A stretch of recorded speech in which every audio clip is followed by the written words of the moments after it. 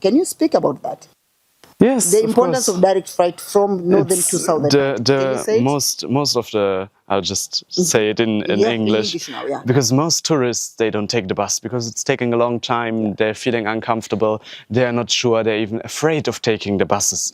So the number one of traveling inside of Tanzania is, of course, the flights and the airplanes. And if there's no direct connection from the north, where the huge tourist attractions are, to the south, of course nobody will even think about the south. They will just think, okay, there's just the same as here in the north, but without all the tourist attractions.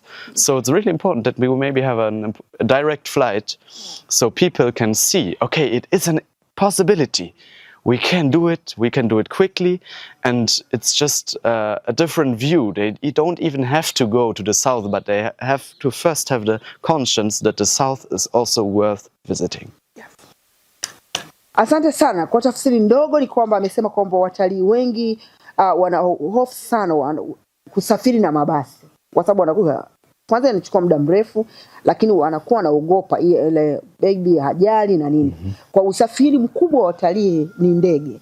Kwa hiyo amezungumza upande wa watu wa nyanda za juu kusini kuna vivutio vingi sana, kwa sababu yeye amekaa kule mwaka mzima ameviona. Kwa hiyo ni ombi lake, ninaungana pamoja na yeye kwamba kuomba kuwepo na sababu za kimakusudi kabisa za kiserikali za kuweka usafiri wa ndege, hata kama ni mara moja kwa wiki, hata kama ni mara mbili kwa wiki, lakini ndege zianzie nyanda za juu kusini ambazo ndiko kuna watalii wengi. Lakini pia mazungumzo yake mengi ambayo tumekuwa tukiongea, watu wengi hawajui southern part kama wanavyojua northern part. Sasa mimi nimeishi mikoa hii ya kaskazini, kwa maana ya Arusha pamoja na Kilimanjaro. Kwa hiyo watalii wengi wanajua vivutio ambavyo viko huko. Kwa tunaomba serikali ya chini ya rais wetu Samia Suluhu Hassan waone sababu za kimakusudi kabisa za kuwa na ndege ambazo zitaenda moja kwa moja. Kwa sababu imagine kutoka,